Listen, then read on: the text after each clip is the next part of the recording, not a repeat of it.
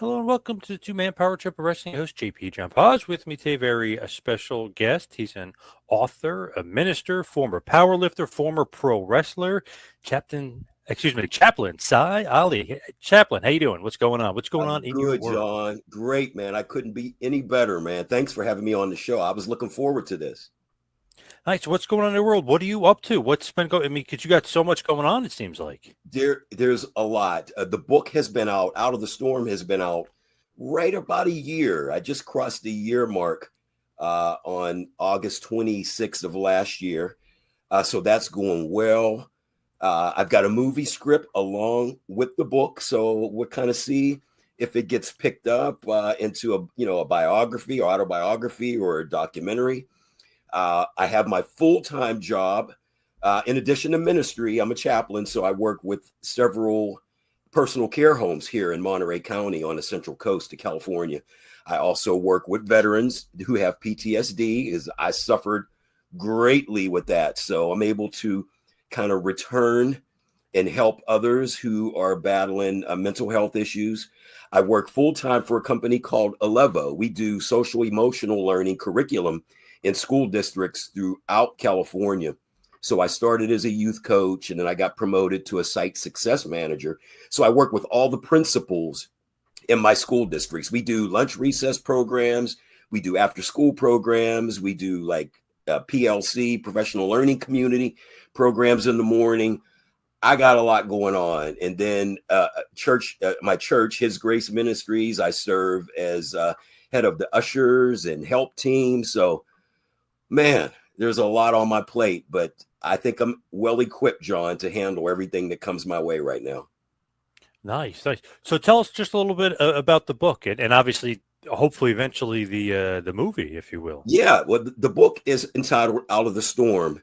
It is not a full-on autobiography. I wanted to make it like a little bit shorter for younger kids to read. When I say younger, John, I think my cutoff is middle school. I think middle school and up can handle my story. I go in depth about my PTSD. I go very in depth about my suicide attempt. I take readers into my office in Denver, Colorado. I give you a background of what happened in my life that got me to a point that I put my own service weapon, my Glock 19, in my mouth with every intention of taking my life. And then that's when divinity happened to me. I mean, things happen, and I didn't realize it, John, what happened at the time. It was another 5 years before God really just poked me on the shoulder and said, "Hey, I got stuff for you to do. You need to listen up." So that changed everything. I was a partier. I think my family would agree. My friends would agree back in the day, even when I traveled on the independent circuits with professional wrestling.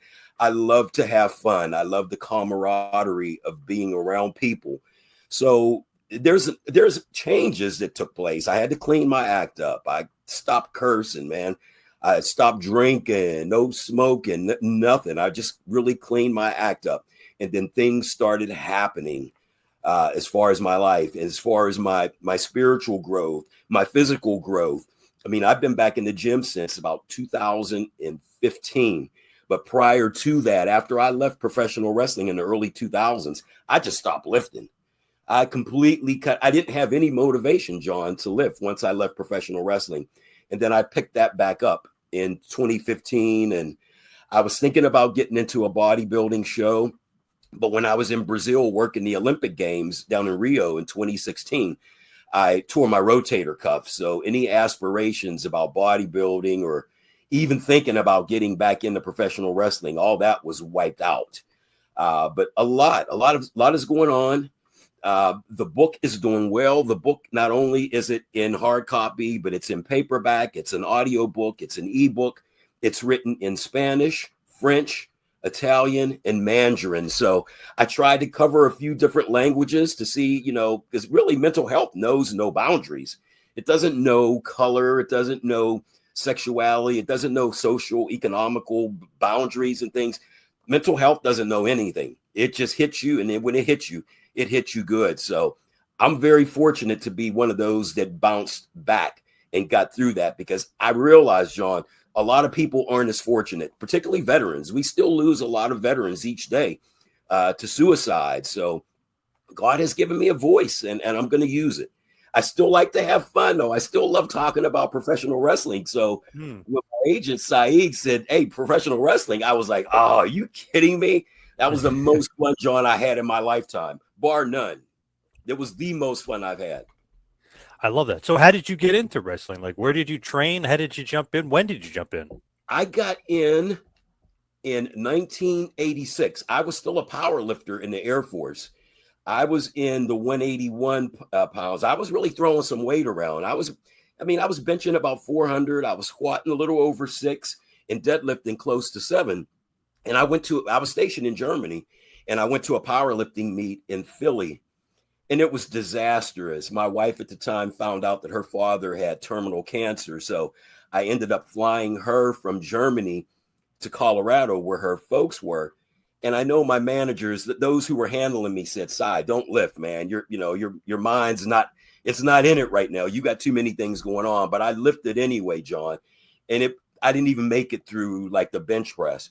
And I got disqualified, and I was dejected. But then I went to Denver to go be with my then wife and my daughter in Colorado Springs. And there was a WWF match in Denver one night. And I drove up from Colorado Springs and I went to the show. I was always a big fan of professional wrestling back in my days growing up in Western Pennsylvania. But the following day, I was flying back to Germany, and I was at the old Stapleton Airport in Denver. And I met Ricky Steamboat. I met Tony Atlas. I think the Iron Sheik was there. And they were sitting at a bar at the airport. It was a big snowstorm, so everything was all backed up. And I got into a conversation, and I was talking with Tony, and he said, "Hey, you got some size." He's like, "You ever think about professional wrestling?" I said, "Man, I love it, but I'm in the military. I don't think there's, a chance for me to be able to do it with my military commitment." And he said, "Well, if you ever decide, here's a number of a person that I want you to reach out to." And it was Tony Altimore, who was one half of the Sicilians with Lou Albano. Tony had a school up in Connecticut, Orange, Connecticut. It was called Passarillo's Quest. Ken Passarillo was a big-time bodybuilder. They had a huge complex, John, up in Orange, Connecticut. Dr. D. David Schultz had one ring, and Tony Altimore had one ring. So I got out. I got out of the Air Force and ended up in Connecticut to train. I was bit by the bug. And Tony was like, "Hey, you might be able to make it." I mean, I certainly wasn't big as Tony Atlas. But at that point, I was about 190, but I looked a heck of a lot bigger than 190. I projected a little bit more. So that's how I got started up in Tony Altimore's professional wrestling school up in Connecticut. Well, that's awesome. Who was like a part of the class besides you? Do you remember anybody else that was in that class? Hey, Steve Blackman was part of that class. Wow. Okay. He was, but this was, it was early on. And I didn't really realize. I knew he was big. He was like bodybuilding too. But he was like, there was a place where we all stayed called the Wrestlers Retreat. It was run by a beautiful couple, and they housed all the trainees that were up there. There was a couple of other guys, and then Tony Atlas was, because Tony Altimore ran shows up in Connecticut as well. So, and also Ted Arcidi was going through the program. So there was a couple of big names. I know Ted, I don't think he really made it as big as I think was expected, but my goodness, John, training in the gym with those guys was phenomenal. I've never seen as much weight, and I was a power lifter. I've been around crazy strength, but watching Ted Arcidi bench was incredible. But up there, I was just getting out of the military, and I didn't have the money. And Ken Passarillo's wife, I think her name was Georgiana. I didn't have the money, and she told Tony, "Hey, he's got to come up with some money." So Tony ended up getting me a security job, and I was working overnights as a security guard in New Haven, Connecticut, getting propositioned by prostitutes. But I was trying to make a little bit of money to pay it off. But she told Tony, "Hey, he needs to come up with a bulk of money, or he can't stay up here." So I ended up leaving, and I went back home to Pittsburgh. And then I started training at a couple of different places there in Pittsburgh. And then that's when things started blossoming for me, because I started out because You had Dominic DiNucci School was outside of Pittsburgh. You had Guido Mongol School was up in Butler Township outside of Pittsburgh. And there was another guy named the Shotgun Sheriff that had a training facility right downtown Pittsburgh. And that's where I started at to kind of, perfect my craft. But then I ended up going out to Guido's training camp as well. So things really clicked once I got back home to Pittsburgh and I got settled in. When you were training WWF, though, how long were you training? Well, Tony Altimore, how long were you training with him? I was up there, John, probably about a month and a half because I was making a little bit of money. I didn't get out the military with a lot of money and I was separated. I mean, I don't even know what was going through my mind at the time. And Tony was so gracious. Once he saw me step into the ring, and this is a true story. Before I got in, there was a big jar of aspirin sitting on a ring apron. And I'm like, what is this? And the guys started laughing. They were like, oh, you'll find out soon enough. Because Tony just made me take bumps for like the first week. And I could barely walk, John. I mean, he was like, first of all, you got to learn how to take a bump. So, I mean, he was trying to just, bring me along slowly. But the athleticism he knew that I had. I could dunk a basketball in high school at 5'9". So I was a leaper. My drop kicks were up very high. I love to take a big backdrop, AKA Ric Flair. I just could leap. So he could see the athleticism. And he was like, man, I know. He was like, if you leave here, he was like, please don't give up on this. He was like, you are a gifted athlete. He was like, once you learn, how to take good bumps, once you learn the psychology. And it took a while, John, to learn the psychology of it. My ears were wide open in the locker rooms, listening to the guys. I was always respectful. There was no arrogance or anything. I'm like, I'm listening. These guys, back then, when people would come back into the locker room and we didn't know who they were, everybody would just clam up. You talk about kayfabe. Everybody would clam up when somebody would walk into the locker room. And as soon as they would leave, everybody was back to their conversation. So it was a great time for me to come in. I watch a little bit now. I mean, I'm not into it as much as I was back then. But Bruno was a big hero of mine. Ken Patera was a superstar. Billy Graham. I mean, there was so many influences for me for professional wrestling when I got in. I consider myself very fortunate. So obviously you're a Pennsylvania guy. WWF is like the thing, you know what I mean? That's yes. What you grew up on. Those are all your guys, It was. I mean, Saturday nights. Okay, so when I grew up in Shenango Valley, just on the other side of the border from Youngstown, Ohio. So we were smack in between Pittsburgh and Cleveland. So studio wrestling would be on Saturday nights. And then also big time wrestling, which was Eddie Fairhotz, the original Sheik, he had TV in Cleveland. So we got on our cable system, we got Pittsburgh and Cleveland channels. So I could watch like Bobo Brazil, the Mighty Igor, Louis Martinez, and all these different guys that worked under the Sheik's banner. And then I could also watch Bruno and Dominic DiNucci and all these other guys. So I would go to Cleveland to watch house shows, and I'd go to the Civic Arena and watch house shows. So I was always a big fan growing up. Some people were surprised that I got into professional wrestling, and some other family members weren't. They were like, you've always were a character, so we're not surprised that you got into wrestling. But yeah, growing up in Western PA, I had the best of both worlds, Cleveland and Pittsburgh. And Bruno, obviously, the legend of the area, pretty much, right? Yeah, he was, John. He was just he was larger than life. I mean, he was the man. And it was so rewarding because I did one show in Pittsburgh and he came out and watched, and he was watching my match, and he came up to me and he was so complimentary. He was like, kid, he was like, you keep at it. I mean, he was like, you got some good skills. He was like, just keep your head on straight. And I ended up working his son, David, for a couple of matches in and around like Pittsburgh and West Virginia as well. But Bruno definitely was a hero of mine. What did you think about David? What did you think about his son? I thought he was a good worker, John. You know, he was really heavy at first, and then he trimmed up. And then sometimes when you lock up and you've never worked a person, as soon as you lock up, I think those who have more experience know what kind of match it was going to be. And once we locked up, I noticed that he was very comfortable. He was letting me toss him around the ring. He was tossing me around the ring.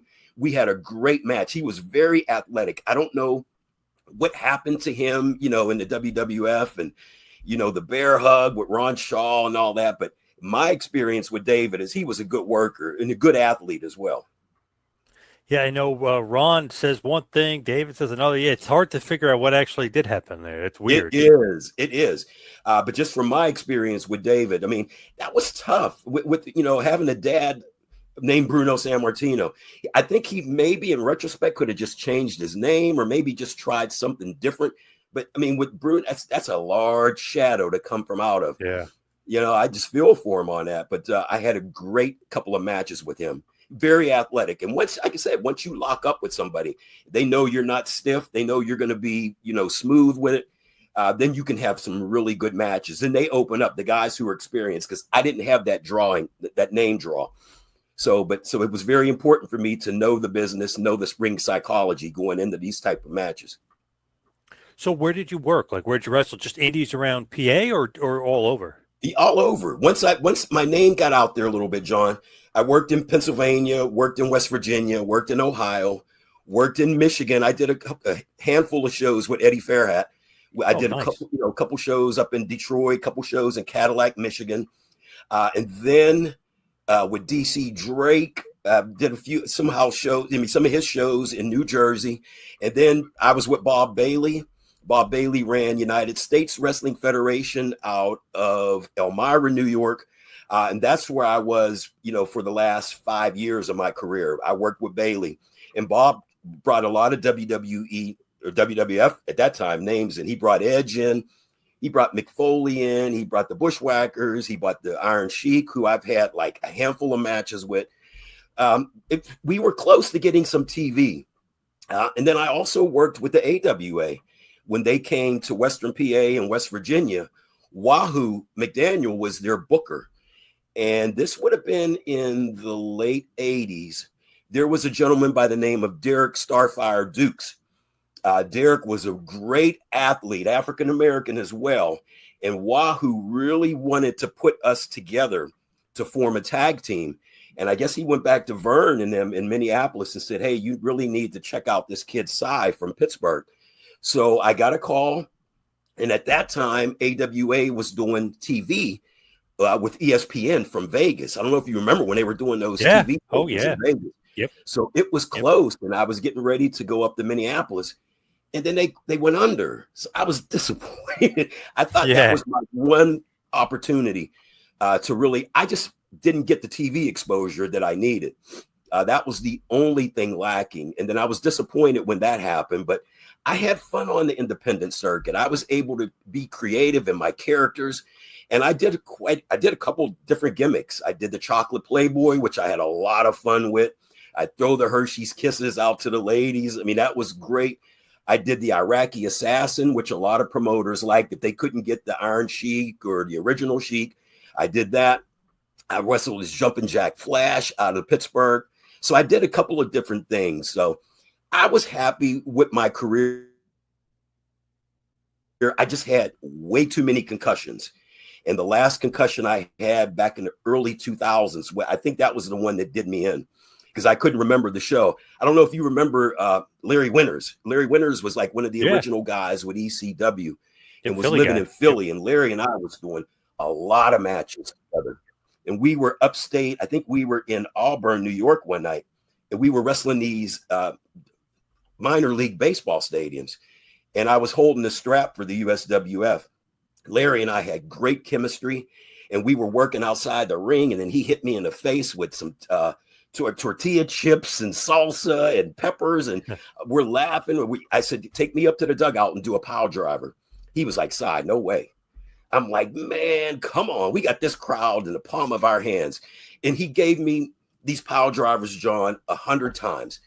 And this one night, a little bit of my scalp was exposed, and that was enough because I had blacked out, but I was still moving. I couldn't remember anything of that match and how we did the finish or anything. And I know the promoter, Bob Bailey, I said, Bob, don't you dare call my wife. And I think he told her anyway. He was like, Sy's being hard-headed. I think he had a concussion. He doesn't want to leave the tour because we had like a 5-city tour upstate New York. And then when I went back to Washington, D.C., I went to my doctor's and he said, look, dude, he was like, I treat professional football players that have helmets. He's like, and they get their brains rattled. He was like, you don't even have head protection. He was like, one more of these and this could be your last one. So he put the fear into me. So like in 2002, I think I left the business. It was hard because social media was just starting to be introduced and I was getting a fan following. I had like a fan club and I just had to make the decision to leave the business. I didn't want, I had a young family. I didn't want anything to happen to me. So I left after like 15 years and I was just really starting to get rolling. So there was a lot of regret, but hey, I'm still living. So I probably did make the right decision. Right. Yeah, absolutely. And if you're getting that many concussions, it's not a good sign either. No, it was true. I mean, and I'd had a few of them because it wasn't that I was dangerous in the ring. I just loved taking big bumps. I mean, I wasn't as bold as Mick Foley and jumping off of cages and things like that. But I did love taking big bumps. And, sometimes you get sweaty. And Johnny Rotten, who was Johnny Klinger out of Pittsburgh, he and I trained a lot at Guido's gym. So our matches were tight and timed. And one day he went to do it like a belly to back suplex and I was sweaty and I slipped and I bounced right off my head and somebody had taped that match. It was like outside of Pittsburgh and I watched it. I was like, holy cow. But I still kept rolling. I kept rolling through several concussions, but that last one in upstate New York was the one that put me out of the business. And I had a chance to go to Puerto Rico. I had to pass on that for Carlos Colon. So it was just things that happened, John, that I didn't get the notoriety or the exposure that I wanted, but I still had so much fun. I won't trade those 15 years for anything at all. Yeah, that's great. 15 years. Did you wrestle under Sy? Was it always like, I know you had the gimmicks and stuff, but were you always under Sy? No, I mean, I finished in United States Wrestling Federation as Sergeant Sy Youngblood. But I did Sy Youngblood. It was like a part African-American, part Indian character. But I tried a lot of different things, and then, so I was doing the Iraqi assassin. And then when I went back to Bob Bailey's USWF, he was like, I really want to turn you into a face. He was like, would you mind? So I took a couple of months off and I grew my hair back from a bald head and then went back in as Sergeant Sy Youngblood. So we had shows in military bases. We were really close to getting like a South Pacific tour for all the bases in the South Pacific, but things didn't quite work out. So we were always like close to getting that exposure. But I finished my career as Sy Youngblood. Who was like your favorite guy to work if you like look back, or a couple favorite guys? King Kalua. Okay. Yeah. Yep. He and I wrestled a ton of matches. Larry Winters, I tag teamed with Kid USA. Oh my goodness. I loved working the Iron Sheik. Once the Iron Sheik found out that I was my heritage is from Arabia. My grandfather's from Yemen, Arabia. And Iron Sheik and I were talking back in the locker room one night. He said, Ali. He said, what's your real name? I said, Sy Ali. And I could see him twirling his mustache. He was like, are you Arabic? I said, yeah, Sheiki. My grandfather was from Yemen. He was golden with me. So he wanted to work with me. So he and I had great matches. And the Sheik at that point, John, he was still very athletic. He would take big bumps. He would take backdrops. He'd let me body slam him and suplex him all over the ring. We had great matches. So I really got a kick out of being around him. And then we had Jimmy Snuka on a lot of our shows with Bailey's promotion. And I noticed one night, Jimmy was watching me from the curtain and watching me work. And we got together that night. We got together for some beers and burgers and that. And Snuka came to me and he was like, bro, he was like, you got it all. He's like, you just need to slow down. And so he taught me how to just pace it a little bit, because he was like, you're high spot. He was like, slow it down, tell that story, give that story time. Because he was like, if you're an independent worker and you don't have TV, you got to be able to show the fans who you are in that ring, because you may never get, the opportunity. So he was like, make that count. So I credit him, with having me slow down, having me perfect the ring psychology, because folks didn't know who Sy Youngblood was. So I had to be very impactful the night where that I was there wrestling, because, and then coming back, people knew who I was when we would return back to these towns 2 or 3 months later. So I was able to kind of generate a following. It wasn't what I wanted, but then again, I realize now that, my path is my path. Regardless, there's nothing I can do to change that path, even with the lack of TV exposure. But I mean, I got to do some movies and things, because of my professional wrestling career. So I was happy, John. I really was. I got no regrets. Yeah, I'm doing movies, and obviously, you're doing 10 million different things now. Been an author. I mean, it obviously, led to some good things once you got out of it. So you can't change that timeline, if you will. If you pull one thing out, it changes everything. Exactly.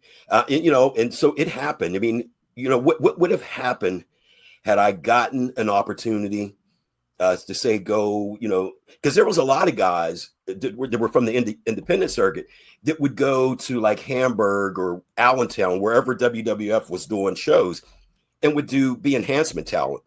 And I didn't have anything against that, but I did not want to go on national TV and get stomped. I just didn't want to do it. I didn't, I figured if there was any chance for me to get some decent exposure, the last thing I want to do is, and that's nothing against the guys that did that, because guys, they love doing that.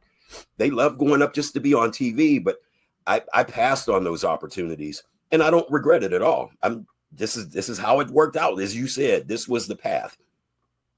Did you ever end up getting WWF like matches, TV, and anything, No, or no? Never. I didn't do anything. I did work with NWA right before they became WCW. They did a couple of house shows. They did a house show in Johnstown, PA, which is east of Pittsburgh, in the Johnstown War Memorial. So on like a Friday night, we did a show, and I wrestled Johnny Rotten, who was from Pittsburgh. We had a fantastic 15-minute match, and I did like a Hurricane Rana on him and went over. And then the following night, they teamed me up with Mark Heenan, who went by Dante DiNucci, and we worked the original Midnight Express at the Civic Arena. So that was my only time to really be in front of a big crowd, like 10,000 people. And we put the original Midnight Express over, but that, I didn't know if anything was going to materialize out of that. But I think if anything would have happened, it would have been the AWA, because Wahoo had really taken a shining, and he was just bent on getting Derek Dukes and I together. And unfortunately, that didn't happen. But I did do a couple of nice big shows with NWA. Then it was still Crockett's promotion, but like a few months later, he sold it out to, I think, Ted Turner, and the rest is history for WCW. But I did a couple of nice house shows with them. Any nothing regrets with WWF though? Okay. Any regrets in wrestling? Like anything that sticks out, or no, because it all ended up working out for the best? I really don't, John. I was thinking about it when I was writing Out of the Storm, because I wrote, a nice piece on professional wrestling and what had happened and how I got in, and just the people that I was around, like the Bushwhackers. I mean, we were in Youngstown, Ohio one night, and my dad wasn't a big fan of wrestling. When I first got into wrestling, he was like, what? But then once he came to some of my shows, he really got into it. And then, so one night, the Bushwhackers are on this show. The Iron Sheik is on this show. There was a couple others. I think maybe Edge or one of those. And at this hotel, we wrestled at this big place. It was called the Metroplex in Youngstown. And it was a nice hotel, but they had a big nightclub on the other side. So once we got done with the shows, we got cleaned up and we went over to the nightclub. My dad went with me, and everybody was feeling good, John. My dad was out on the dance floor. The Bushwhackers are out there. It was just comical, and when I saw them like a couple of months later, they were like, "How's your dad, man? We love your dad." So it was spectacular for me, seeing these larger than life people and getting to know them on like a personal level. And knowing how they are, once you're away from the ring, and just talking about life. And I was still working at the time as an investigator in Washington, D.C. I was a criminal defense investigator.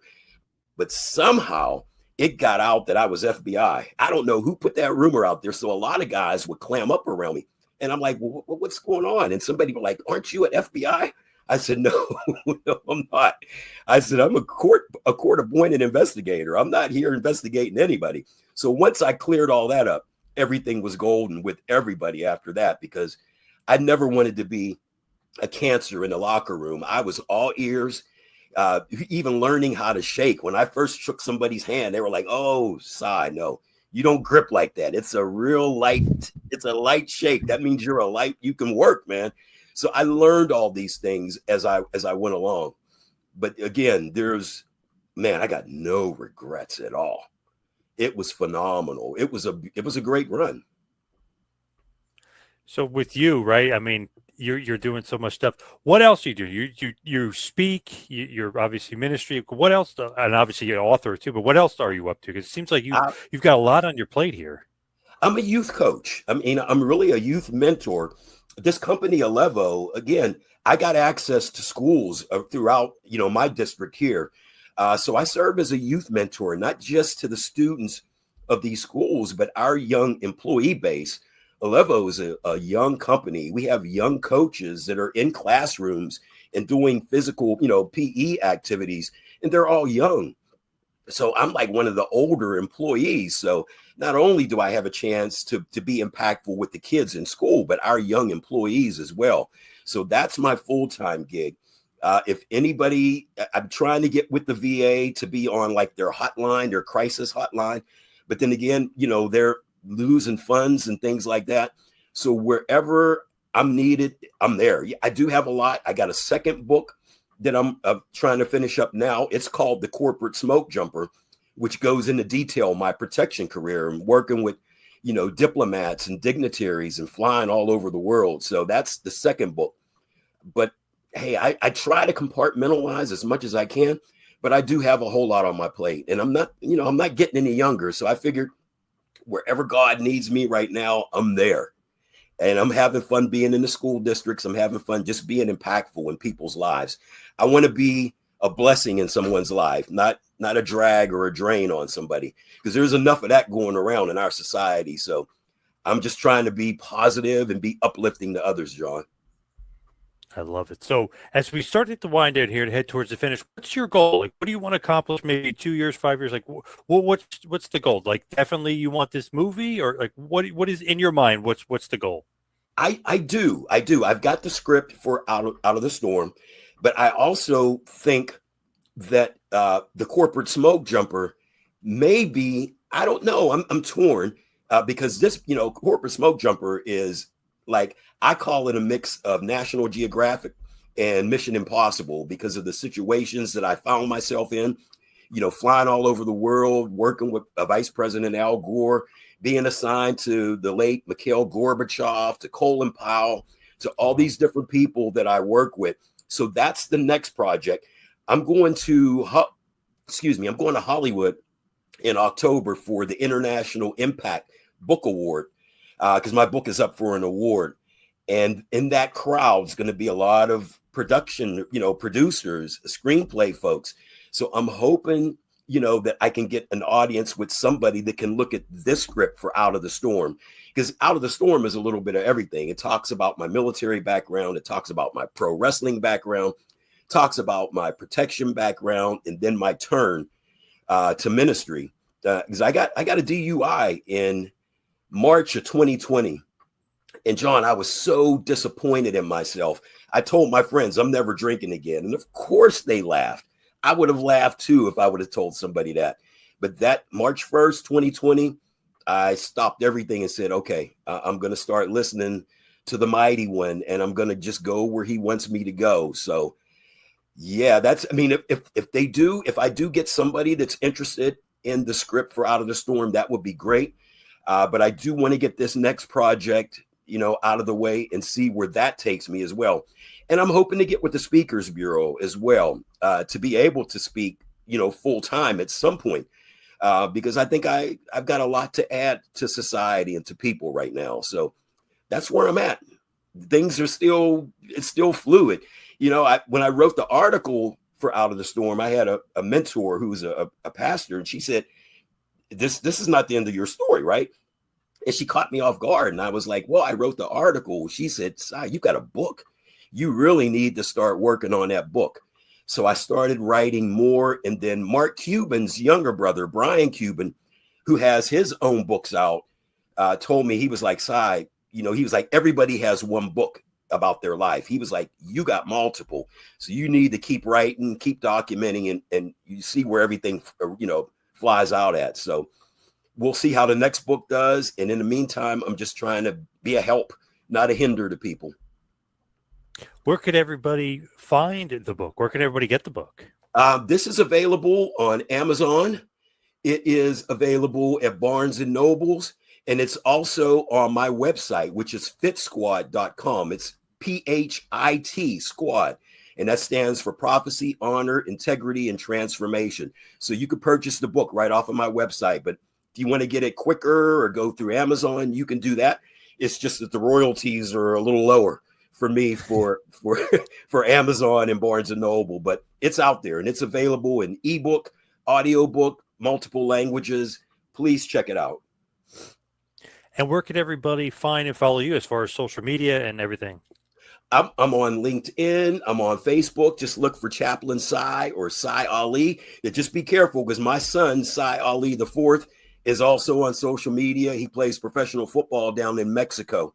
But you can see the difference between us. I'm a little more muscular than him. At least I tell him that, even though he's a professional football player. I was going to say, pro football player. I don't know about that. Yeah. Yeah. So he's got a good physique himself. So, you can find me. I'm easy to Google out there. Awesome. Chaplain Sy, thank you so much for all the time tonight. Really appreciate it. JP, thanks for having me on, brother. I appreciate you. All the best to you.